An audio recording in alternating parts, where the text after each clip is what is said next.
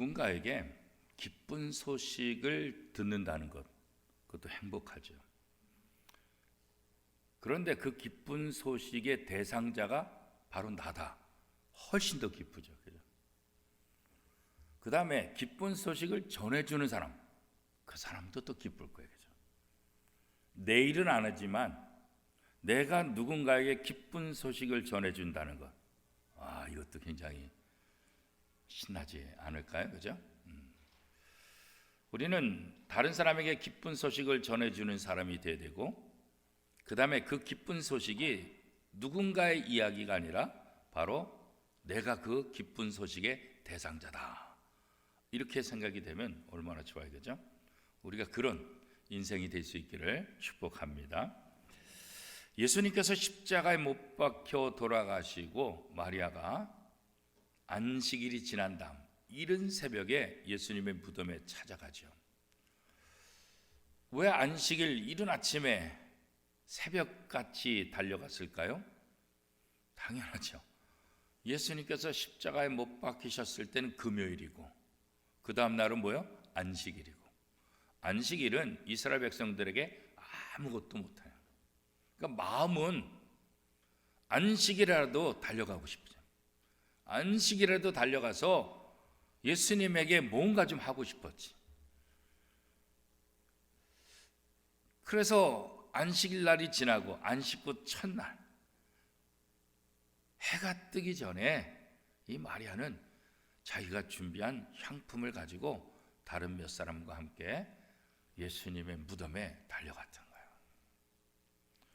그런데 달려가서 보니까 돌무덤이 열려 있었고, 천사가 말하기를 누구를 기다리냐? 예수님을 찾으러 왔냐? 그가 여기 있지 않는다.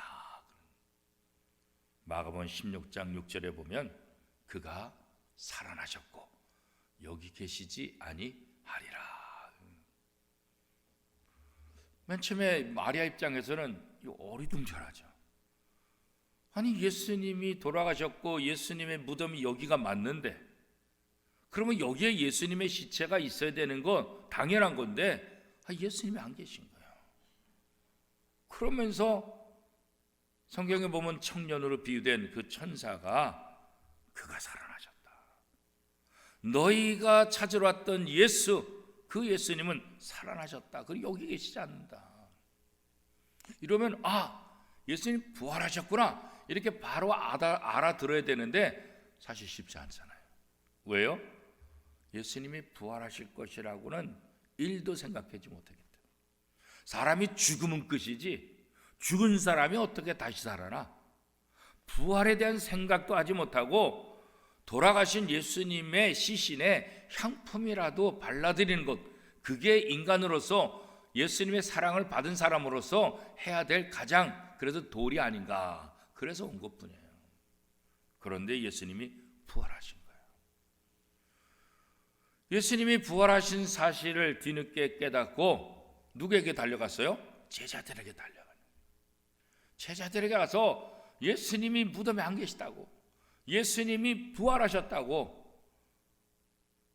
그러면 제자들이 예수님께서 우리에게 말씀하신 게 그게 사실이구나, 예수님이 정말 부활하셨구나, 이렇게 곧바로 알아들어야 되잖아요. 그죠? 근데 제자들도 뭐라고? 예수님이 안 계시다고? 예수님이 부활하셨다고? 이게 받아들이지 않는 거예요. 예수님이 생전에 그렇게 얘기했어도 믿기지 않아요. 왜요? 죽은 사람이 부활한다는 것이 이게 있을 수가 없는 것이기 때문에 이들의 머릿속에는 죽음은 죽은 것이다, 이렇게 생각했지 죽은 자가 다시 살아난다는 것은 생각하지 못하고, 그러니까 어리둥절하고 믿지 않는 거죠. 예수님이 부활하셨다는 복된 소식을 전해도 그 소식을 듣는 사람이 믿지 못하면 어때요?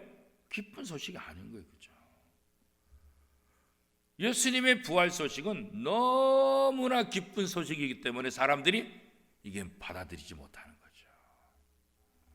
오늘 함께 읽은 창세기 45장 이 말씀에 보면 비슷한 이야기가 나와요. 야곱에게 있어서 가장 커다란 아픔은 가장 사랑하는 아들 요셉이 죽었다는 거예요. 이 소식이 야곱을 하여금 너무 괴로운 거예요. 그런데 오늘 본문에 어떤 소식이 들려요? 죽은 줄만 알았던 야곱이 죽지 않았다는 거예요. 살아있다는 거예요.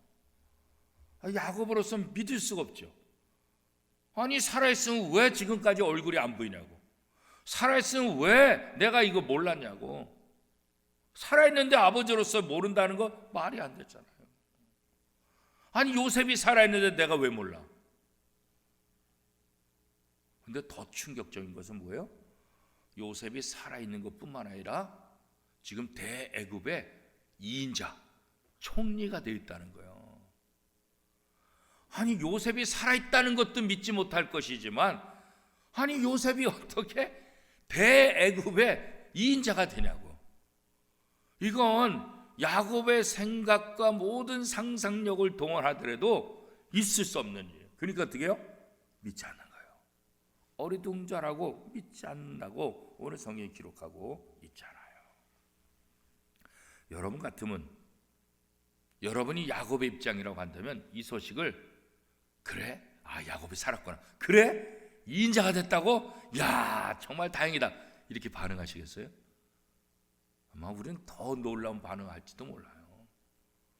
이 아니, 양식을 구하러 오라 그랬더니 말이야, 양식 구하러 가가지고 엉뚱한 이게 쓸데없는 소리를 하고 있고, 니네들이 지금 배고파가 정신이 돌았냐? 정신이 잘못된 거 아니냐? 난리가 났을지도 모르겠어요. 그렇죠?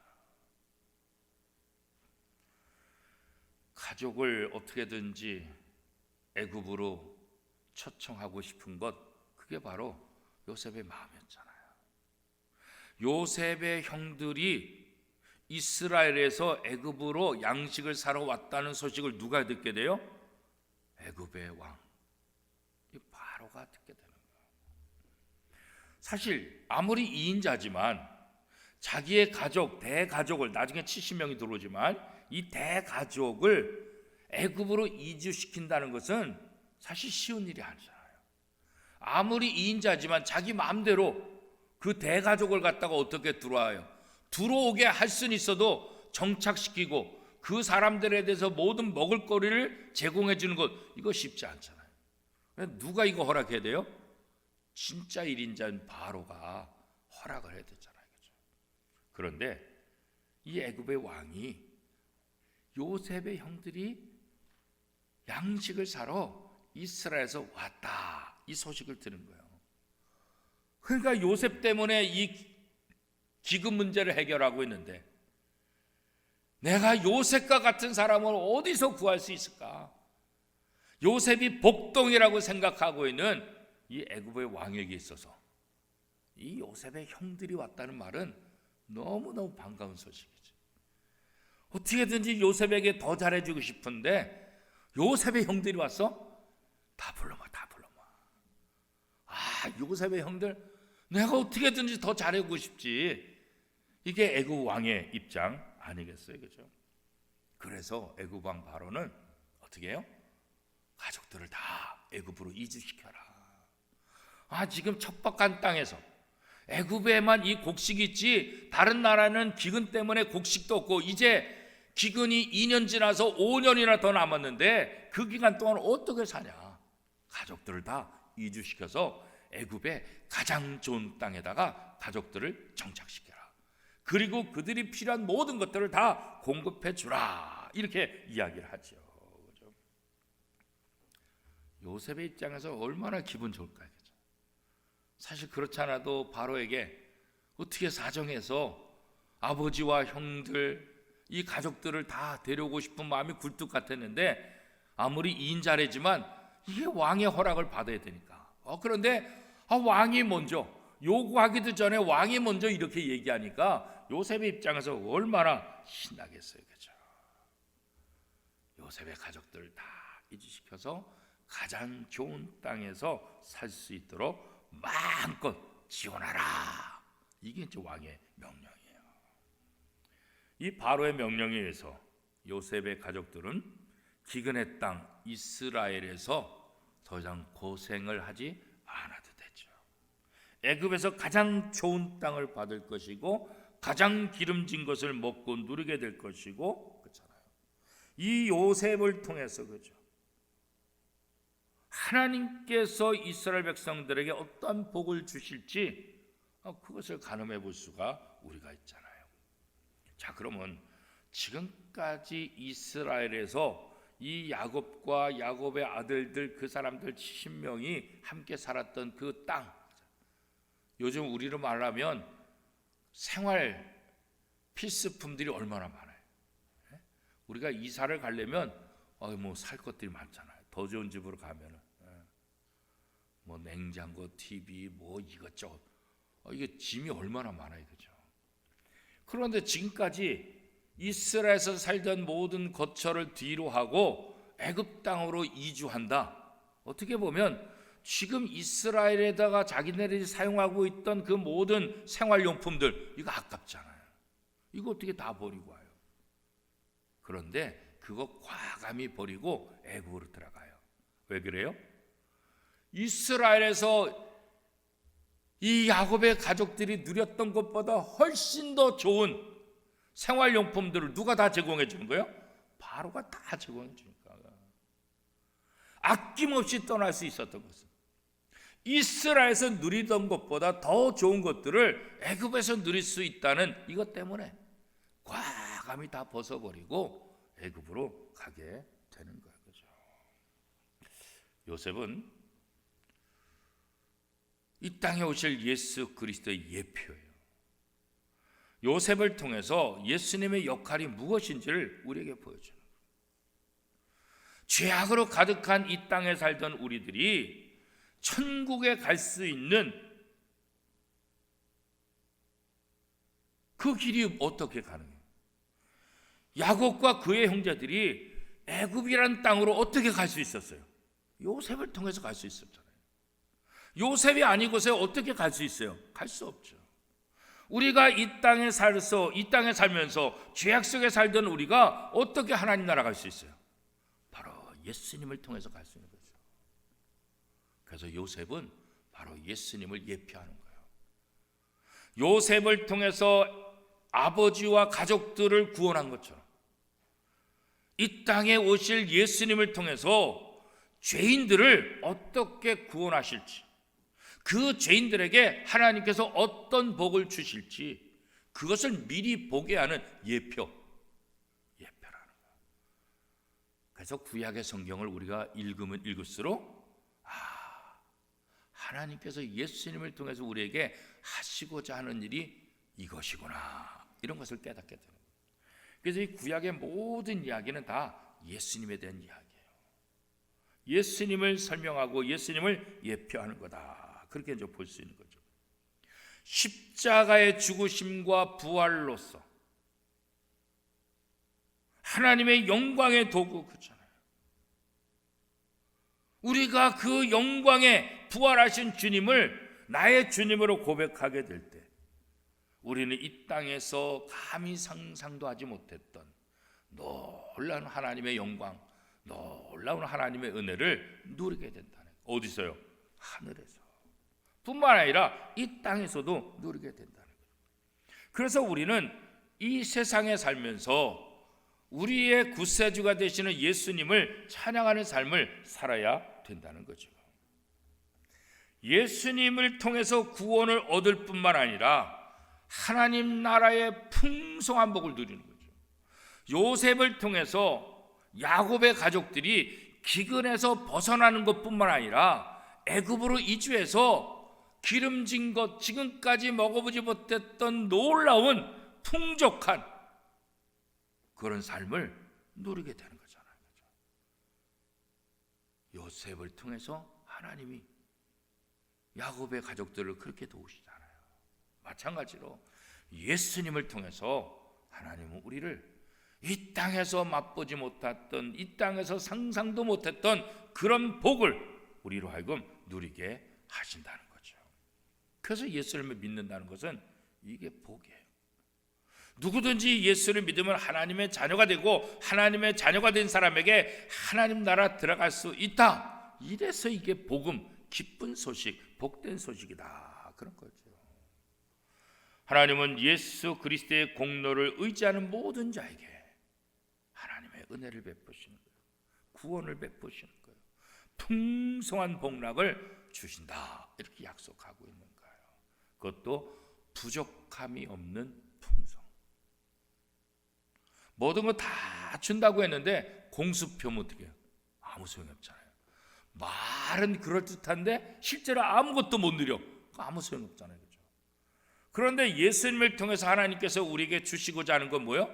부족함이 없는 풍성이라. 부족함이 없는 풍성. 하나님만 가질 수 있는 거죠. 우리가 정말 감사할 수 있는 것은 예수님을 믿는 모든 자들에게 예수님에게 주어진 그 놀라운 은혜를, 은총을 동일하게 주신다는 거예요. 그렇죠? 이것을 알게 되면 이게 우리에게 기쁨이 돼요. 예수 안에 모든 문제가 해결되고 예수 안에 모든 풍성함을 누리고 예수 안에 우리가 상상하지 못하는 하나님의 복을 우리에게 주신다는 것 그렇잖아요. 이 사실을 아는 것, 이게 바로 복음이라고요. 그래서 우리가 성경을 열심히 읽고 공부하는 것은 이 복음이 어마어마하다는 것, 이 복음이 얼마나 대단한지를 깨닫는 거예요. 그래서 말씀을 묵상하라, 그렇게 말하는 거예요. 자, 바로의 명령대로 이 야곱의 아들들이 애굽으로 이주하게 되잖아요. 요셉은 아버지와 자신의 형제들이 애굽으로 이주하는 데 필요한 모든 것들을 다 준비해요. 아버지에게로 다시 돌아가는 이 형제들에게 수레, 또 여행길에서 먹을 수 있는 양식들, 옷들 다 줘요. 베냐민에게는 5벌이나 줘요. 다른 형들에게는 1번씩 줬는데 베냐민은 5벌까지 줬어요. 그죠? 베냐민에게 옷만 5벌 줬어요. 은 300도 주잖아요. 그죠? 아버지를 위해서 이제 가나안에서 애굽까지 와야 되는데 어떻게 와요? 나이가 많은데 그 먼 길을 걸어서 오면 오다가 돌아가실 수도 있으니까. 그러니까 어떻게 해요? 왕이 타는 수레, 자기가 타는 수레, 복음 수레라고 말하잖아요. 이 수레를 보내줘. 아버지가 오시는데 불편하지 않도록 애굽에서부터 수레를 보내는 거예요. 이게 얼마나 대단한 거죠. 올 때까지 먹을 수 있는 모든 양식을 수레를 통해서 다 보내줘요. 다 보내줘요. 요셉을 통해서 요셉의 가족들에게 아무런 부족함이 없도록 완벽하게 다 준비해서 보내주잖아요. 하나님은 오늘 우리에게 주시는 복이 그런 거예요. 우리에게 부족함이 없도록, 풍족하도록 그런 은혜를 우리에게 주시는데 누구를 통해서요? 예수님을 통해서 주신다 그런 거죠. 하나님은 성도들이 살아가는 삶의 여정 가운데 필요한 것을 공급해 주시되 부족함이 없이 공급해 주시는 분 거죠. 그래서 하나님의 자녀들은 무엇을 먹을까, 무엇을 마실까, 무엇을 입을까 이거 염려하지 마라. 이거 하늘 아버지께서 너에게 필요한 거 다 하신다. 그거 염려하지 말고 하나님의 나라와 하나님의 의를 위해서 먼저 살아라.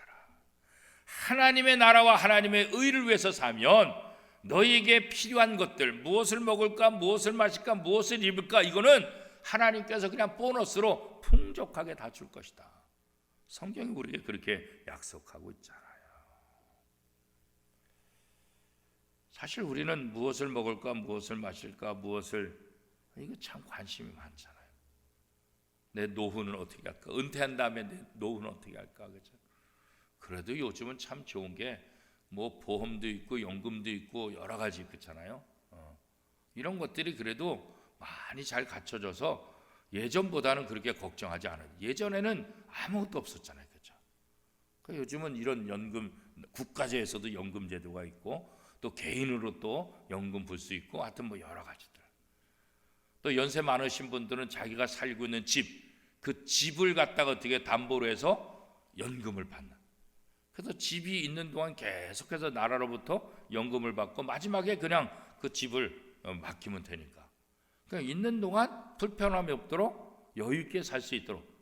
그래서 참 사회복지 제도가 어느 때보다도 굉장히 좋아졌고 우리나라도 굉장히 좋은 나라 중에 한 나라잖아요. 그죠?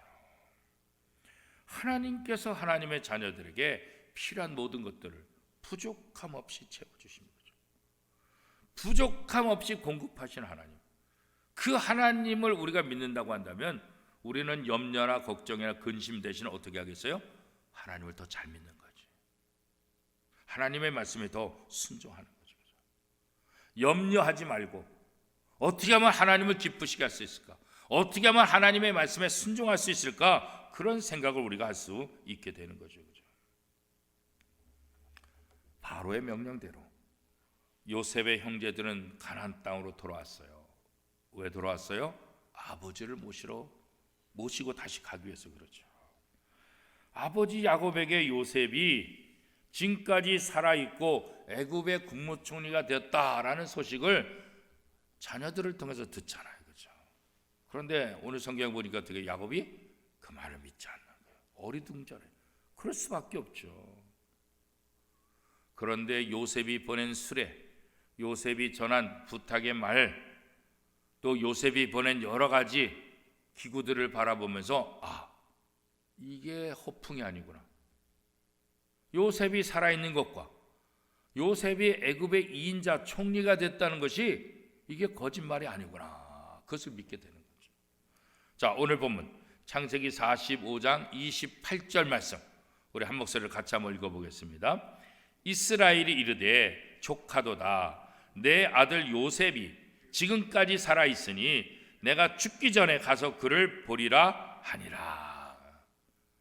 그래서 요셉이 보낸 수레들, 요셉이 보낸 여러 가지 선물들, 그것을 보고 나서야 요셉이 죽지 않았구나.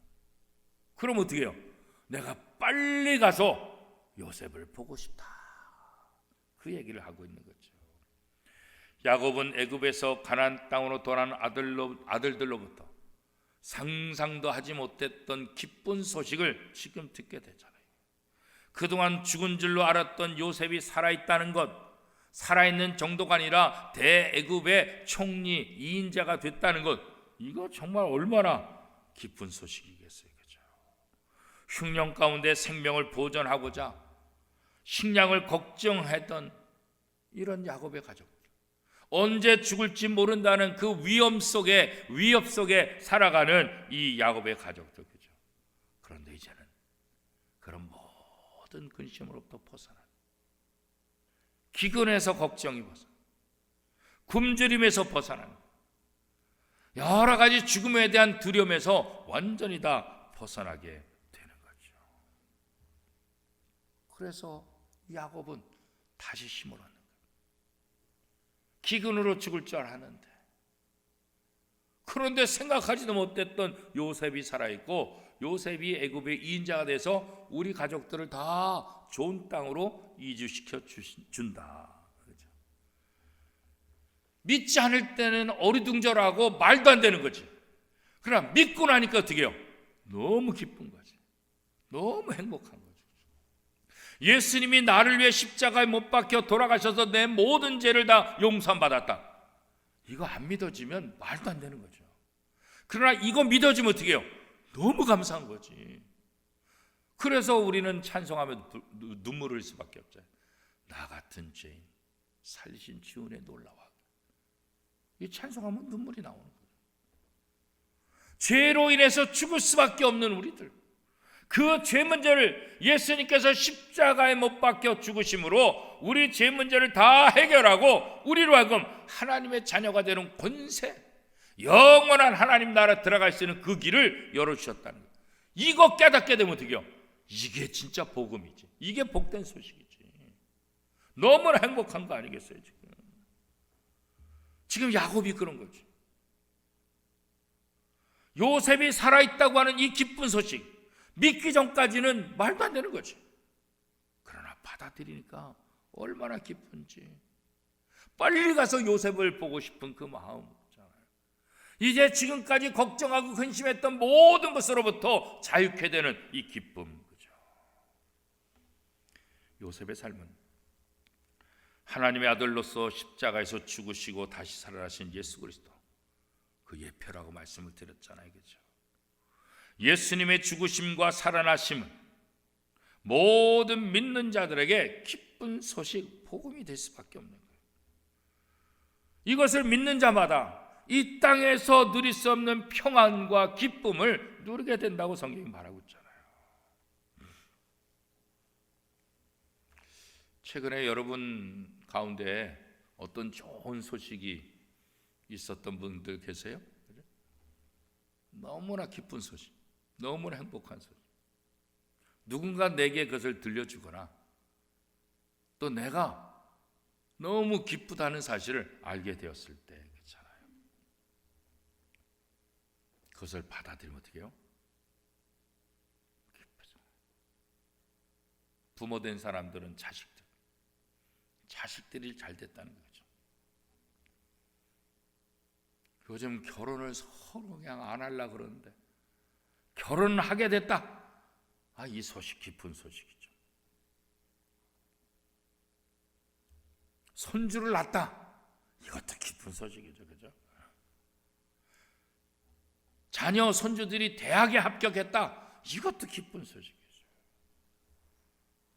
그 어려운 직장에 들어갔다. 이것도 기쁜 소식이죠.